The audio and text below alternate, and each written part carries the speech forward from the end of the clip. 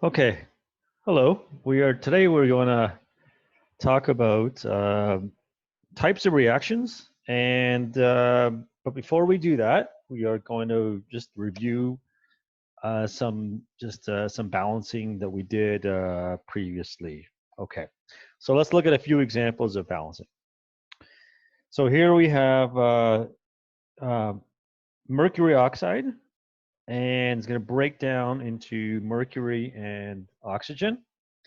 So if you recall, the strategy is to create a chart where we have the left side equaling the right side. And you write down everything on the left. So you have mercury and you have oxygen, right? And on the right, uh, mercury and oxygen are, you see them both on the left and the right. So that's good. And you just write down how many of each. So for example, there's one mercury and one oxygen on the left, and there's one mercury and two oxygen on the right. So you can see that the oxygen is unbalanced. So one thing you can do is you can double the amount of oxygen on the left. Now, how did you do that? It's by putting a coefficient in front. By doing that, then you also double the amount of mercury. So then the only way you can balance the right side is if we double the mercury by putting a 2 in front of it. Another way to do it is to think of it this way.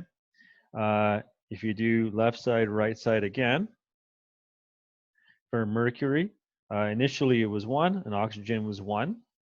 And on the right side, we had 1. Sorry.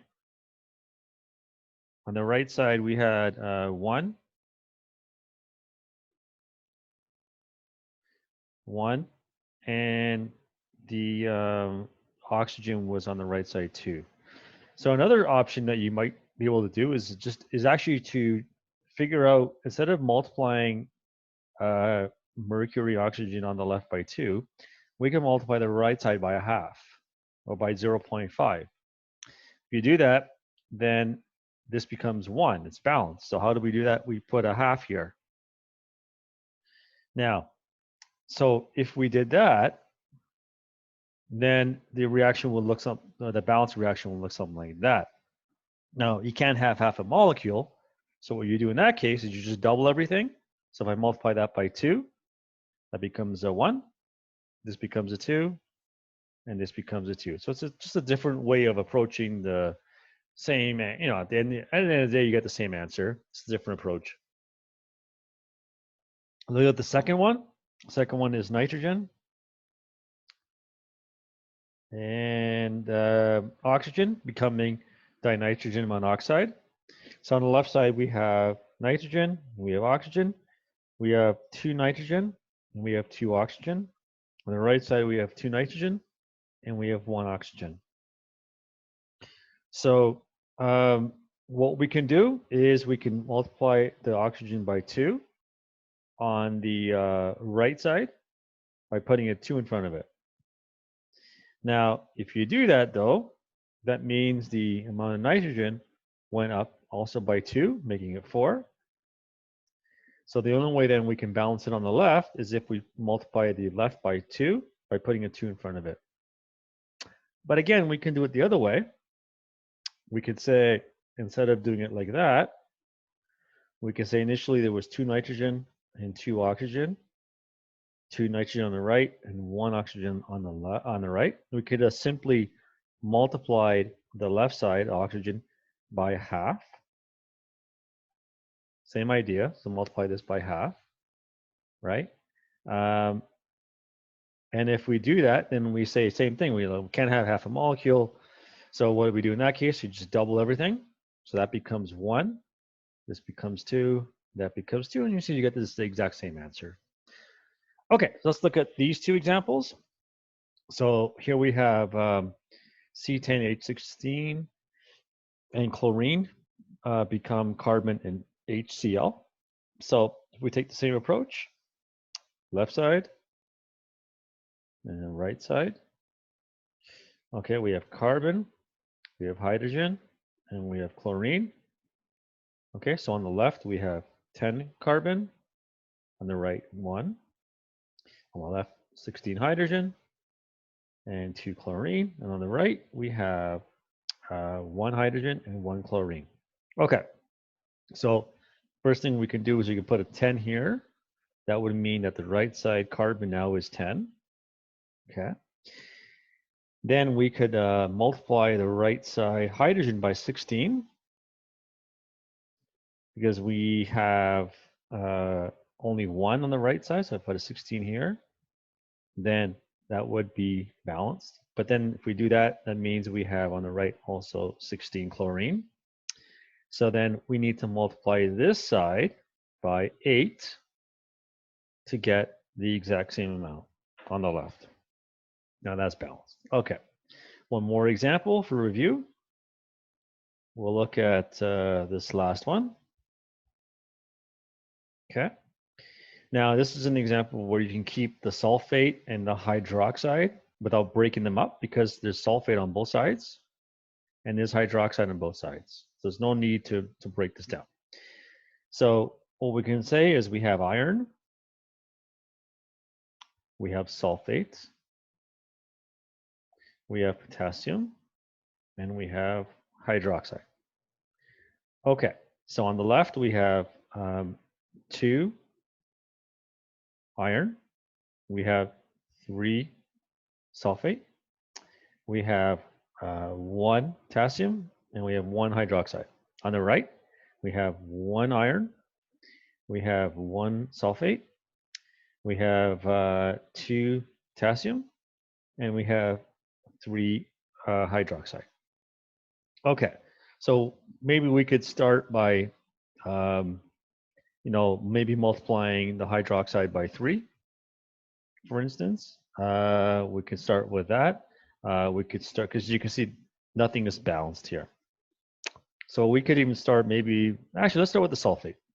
So on the right, we have 1 sulfate, on the left, we have 3. So I can multiply the right side by 3 if I put a 3 in front of it.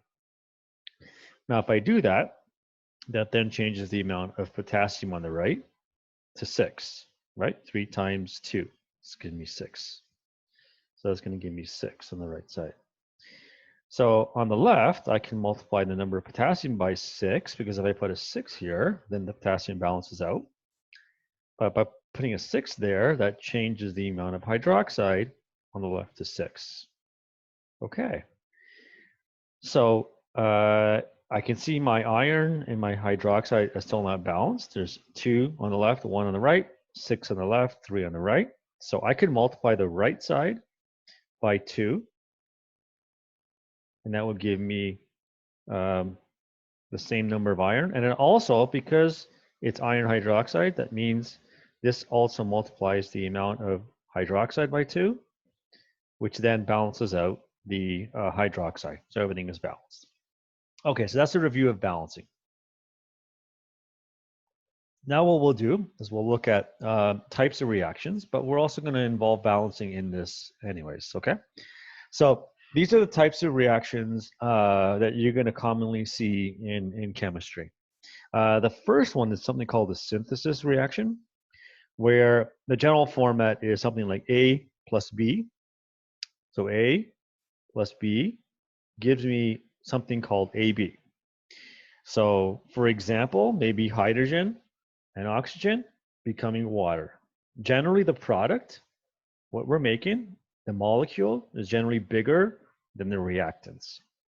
So for instance, over here, you can see it's magnesium nitride, 3 magnesium and 2 nitrogen, 5 atoms in this molecule.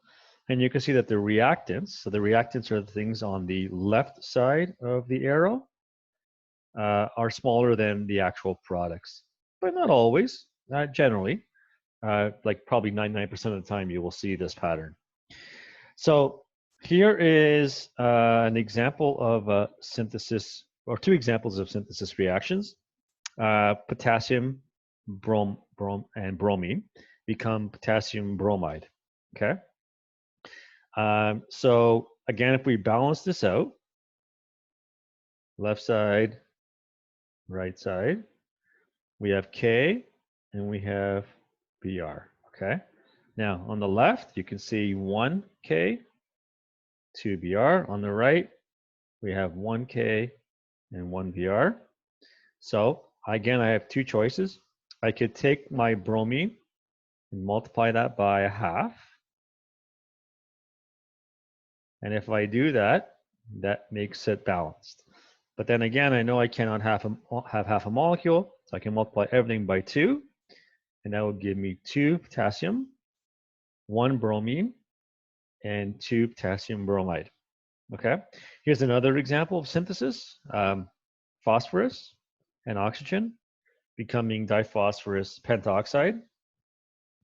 So again, if we do left side, right side, on the left we have phosphorus and oxygen, 4 phosphorus, 2 oxygen. On the right we have 2 phosphorus and 5 oxygen. So I can try to balance out maybe the phosphorus first. I can maybe multiply that by 2 by putting a 2 here. If I do that, it also multiplies the amount of oxygen. So now I have 4 phosphorus and I have 10 oxygen. So then the only need to be balanced is the oxygen on the left. So I can multiply that by 5. And therefore, now I have everything balanced. Okay, so that's synthesis reactions. And you can see that's when two reactants form a product, generally the product being bigger than the reactants. Decomposition is just the exact opposite, where if you remember the synthesis, the form was A plus B gives you AB. And here are two examples, A plus B giving you AB. Decomposition is the other way around. So AB becomes A plus B. So for example, a synthesis would be hydrogen and oxygen, top right giving you water. Decomp would be the opposite. Water splitting into, you can see here, hydrogen and oxygen. Okay? Or here's an example, hydrogen peroxide, H2O2, splitting up into water and oxygen. Okay, so let's take a look at two examples here. Here's potassium chlorate on the left. So potassium chlorate is KClO3, breaking down into potassium chloride and oxygen.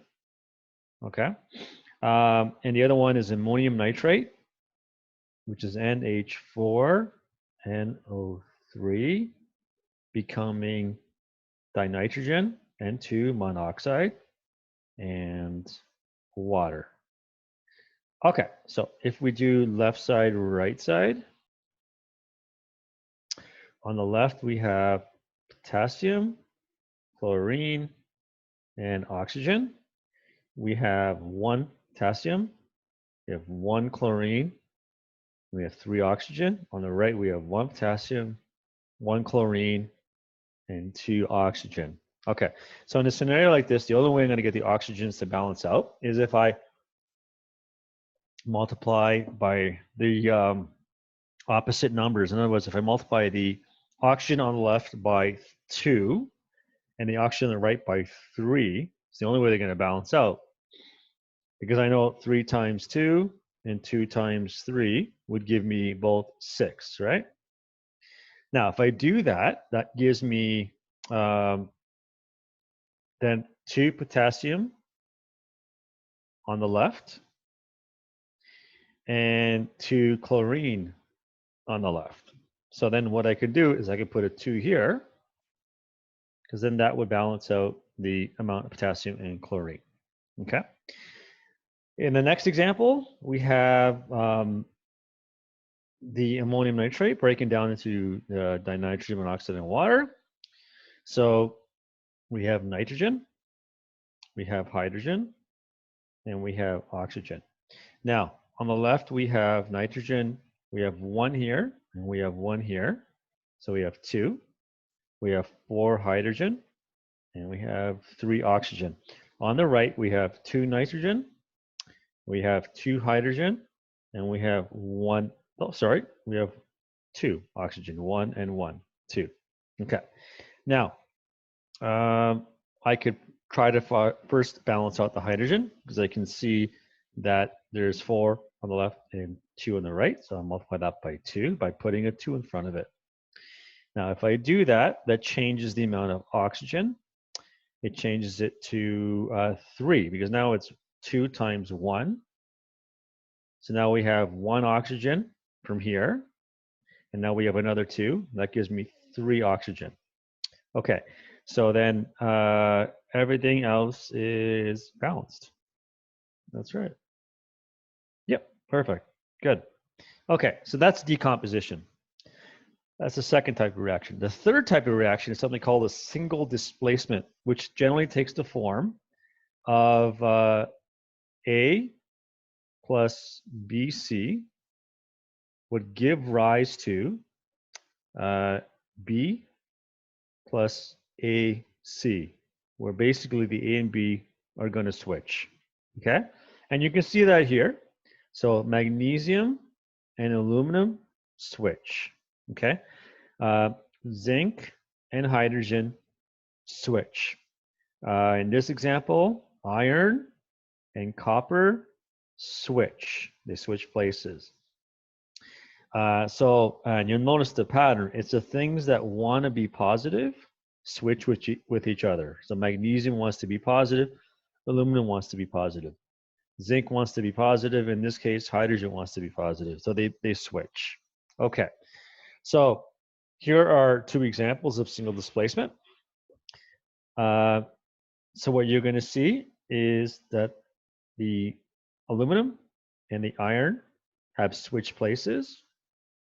So now the aluminum is with the oxygen and the iron is by itself. Okay, so let's balance this out. Left side, right side, aluminum, iron, oxygen. On the left, we have 1.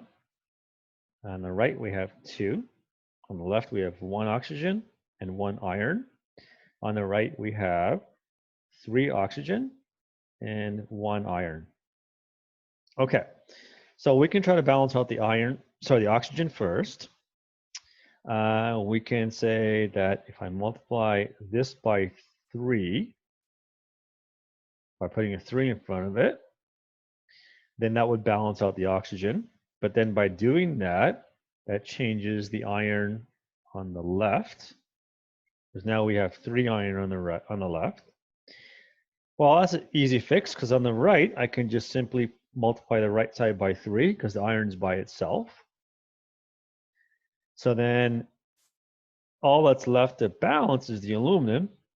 So if I multiply that by 2, then everything is balanced. So 2 aluminum on the left, 2 on the right, 3 iron on the left, 3 on the right, 3 oxygen on the left, 3 on the right. We're good. Okay, next example. We have aluminum and hydrogen chloride become aluminum chloride and hydrogen. Okay, so if we do left side, right side again, we have on the left, we have aluminum, we have hydrogen, and we have chlorine. On the left, we have 1 aluminum, 1 hydrogen, and 1 chlorine. On the right, we have 1 aluminum, 2 hydrogen, and 3 chlorine. So if I try to balance out the chlorine, I can do that by multiplying this by 3. So I can put a 3 in front of it, and that means I would have to multiply this by 3. Now, the aluminum is already balanced, and the chlorine is balanced, but the hydrogen is not. But here's an example again where you can use like a fraction. So, because I know if I multiply 2, like, let's see, because here this is H2, right? So 2 times something called X has to give me 3 to balance out. So if I solve for X, right, where X then is 3 over 2, I know X is 1.5. So that means that this is 1.5. And now it's balanced. But remember, I can't put fractions. So what I'm going to do is I'm going to double everything. So if I double 1.5, that becomes 3. This becomes 2. This becomes 6, and that becomes 2. And now it's perfectly balanced. Okay, let's look at the next type. The next type is called a double displacement or double replacement. And it takes the form of, as you can see here on the right side, AB and CD react, where basically A and C switch. So the partners switch. And the idea is you want to make sure that you don't mess up and put, for example, AC together, because if these were two ionic compounds and when you write an ionic compound, you put the metal or the thing that wants to be positive on the left and the thing that wants to be negative on the right.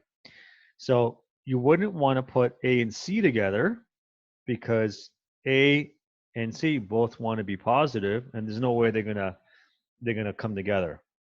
So if I look at what happens then, A, B, and C, D react, and you get CB. C wanting to be positive, and B wants to be negative, and that's good. And A wants to be positive, and D wants to be negative, so that's good. So here's an example.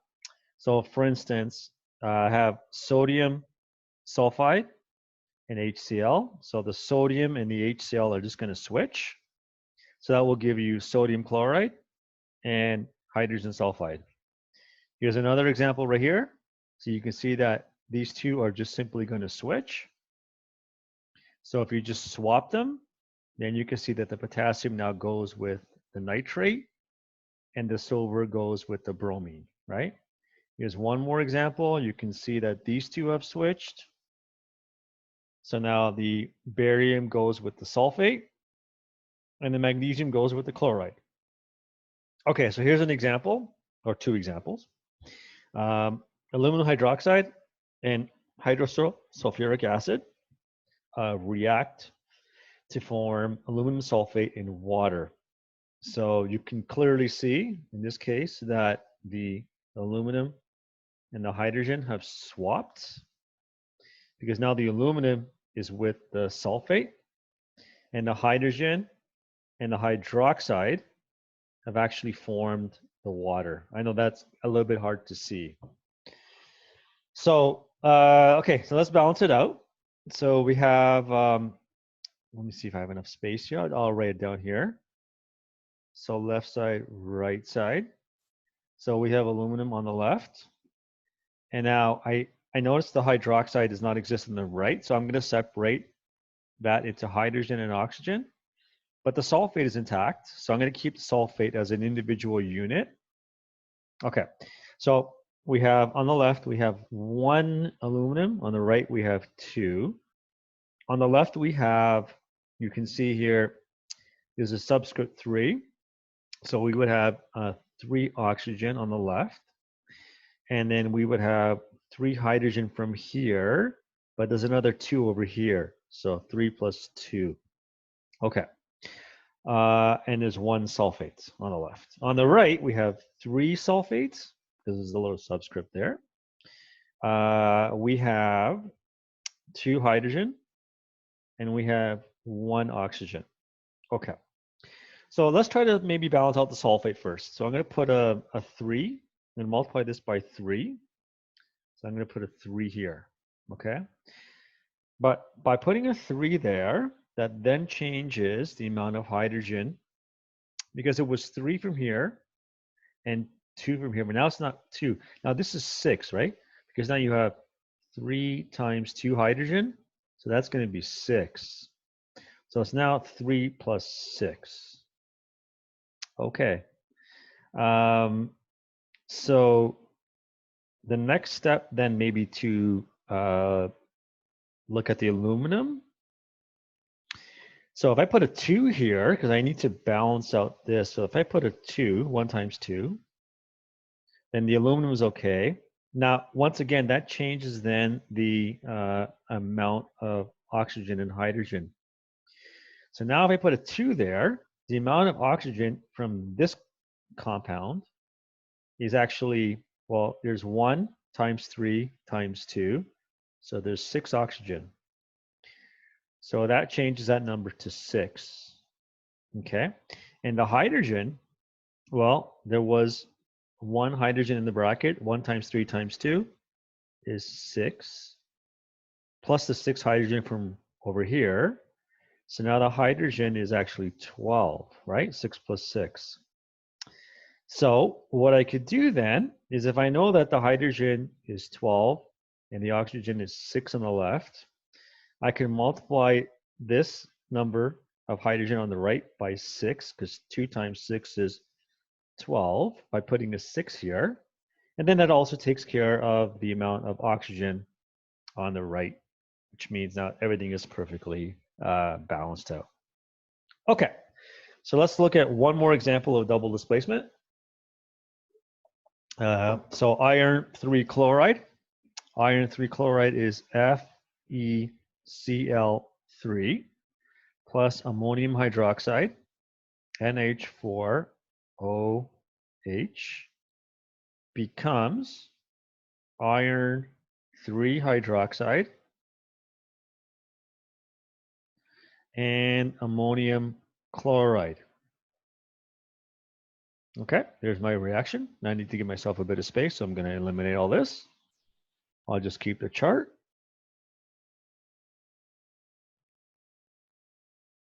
Okay.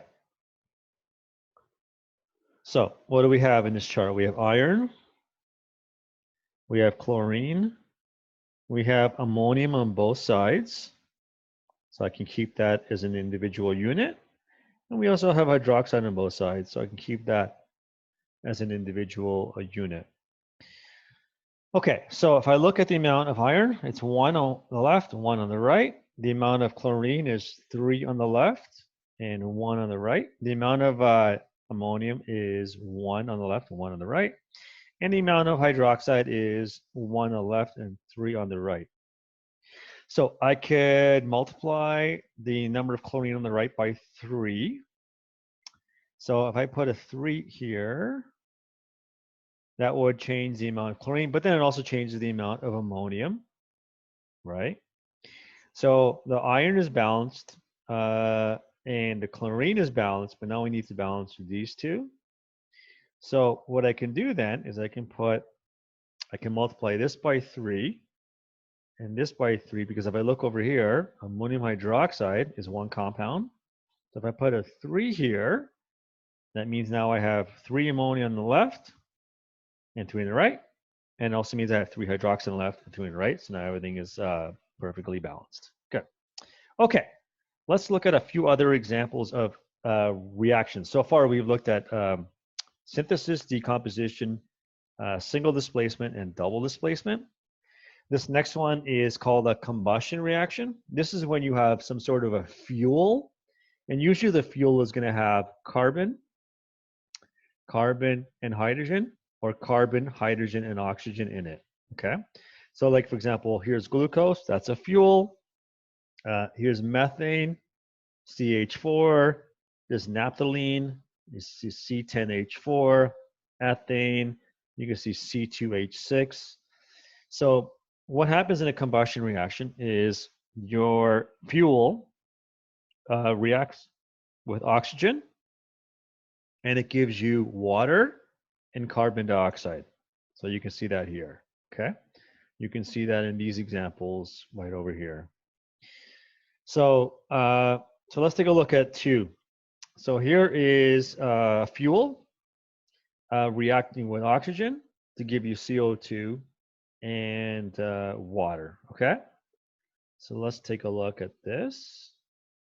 Okay, so we have carbon, we have hydrogen, and we have oxygen. On the left, we have 7 carbon. On the right, we have 1. On the left, we have 6 hydrogen. On the right, we have 2. On the left, we have 2 oxygen here and 2 more over there. And on the right, we have 2 here and 1 right there. Okay. Now, I can maybe start by balancing out the carbon. So I can multiply the number of carbon on the right by 7 by putting 7 here. By doing that, that changes the amount of oxygen in this compound, because now it's 7 times 2. That will give me 14. So now that changes this to 14 oxygen from here, and one more from over here, right? Okay. So the next thing I can look at is the hydrogen. I see that there's 6 on the left. So if I multiply the right side by 3, by putting a 3 there, then that changes the amount of hydrogen on the left, on the right to 6. And by doing that, that changes the amount of oxygen here by 3 times 1. So now we have 3 oxygen from the 3 molecules of water. So that gives me a total on the right of 17 molecules, or sorry, atoms, I said molecules, atoms of oxygen, okay? So on the left, we have 2 oxygen from here. You can see it right there. So we need another 15. So this has to become 15. So again, I know 2 times some value is going to give me 15. So 2x has to give me 15. Well, x ends up being 7.5. So if I put a 7.5 here, then everything is balanced. But like we talked about before, you can't have half a molecule. So what you do in this case is you double everything, right? So this becomes 6, this becomes 14, this becomes 15, and that becomes 2. Okay? All right, the last example of combustion, we have tricarbon octahydride, which I think we actually have, if I remember correctly, I think that's propane, but I could be wrong. I think I saw that here. Yeah, it is propane. It's right here. You can see that. So that's tricarbon octahydride. Okay, so that would be C3H8 and oxygen become CO2 plus water. Okay. So now if we do left side, right side, I'm going to use this chart again. It's already done for me. Okay. So on the left, you can see that there's 3 carbon right here. On the right, there's 1. On the left, there's 8 hydrogen. On the right, there's 2. On the left, there's 2 oxygen. On the right, there's 2 from here. And there's 1 more over there. So if I balance the carbon first by multiplying that by 3, because I can put a 3 there, then that changes the amount of oxygen, because now we have 3 times 2. Now we have 6 oxygen from there.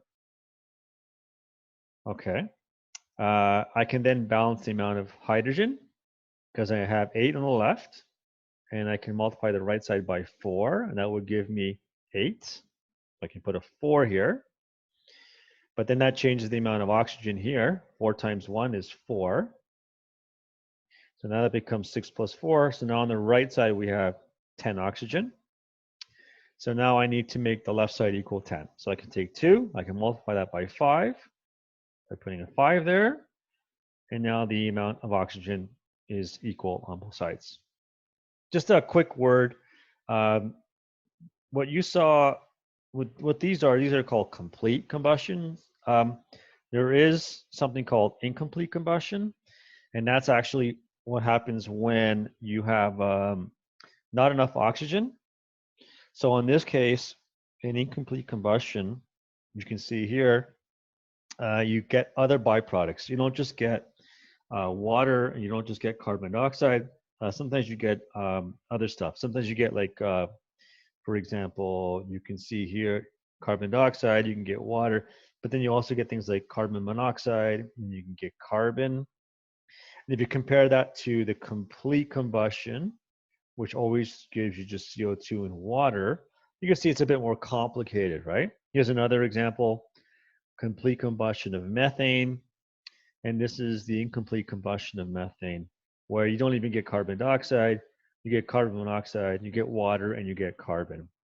So just so you're aware that you know, sometimes the combustion is not complete, and therefore you don't always get carbon dioxide and water. Okay. Now the last type of the last example of a reaction, which we're actually going to focus more on when we get to the section on acids and bases, is something called a neutralization reaction, which we actually already encountered here. This actually is a neutralization reaction. So this occurs when you get an acid and a base. So in this example, this is the acid and this is the base. And when they meet, they neutralize each other. And here's another example. So here is an acid, HCl, and there's a base. And what happens when they neutralize each other is you get two things. You generally get water, and you get an ionic compound called a salt. Okay, you can see that also here. So here's your acid, here's your base, and you can see that it gives you water and it gives you some ionic compound. Here's another acid, here's another base, and you can see there's your water and there's your ionic compound. So here are two examples, and I just realized we've already done this one, so shame on me. This one is done already because I just showed it to you. There it is right there. It's exactly the same reaction. I just noticed that. So aluminum hydroxide and sulfuric acid. Yep, same reaction. So that one's already balanced, so we don't need to do that one. Because the answer is where is it now? I just lost it. Is right there. Okay. As an example of double displacement. Because generally there are examples of double displacement, but not always. So let's do the last one then. Hydrochloric acid and calcium hydroxide.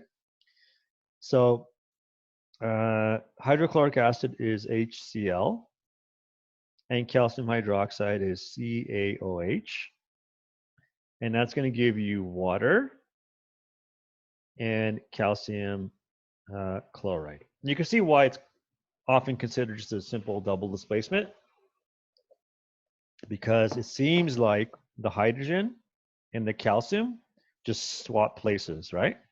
Because you have calcium now with the chlorine, and the hydrogen and the OH, HOH, H and OH become your water.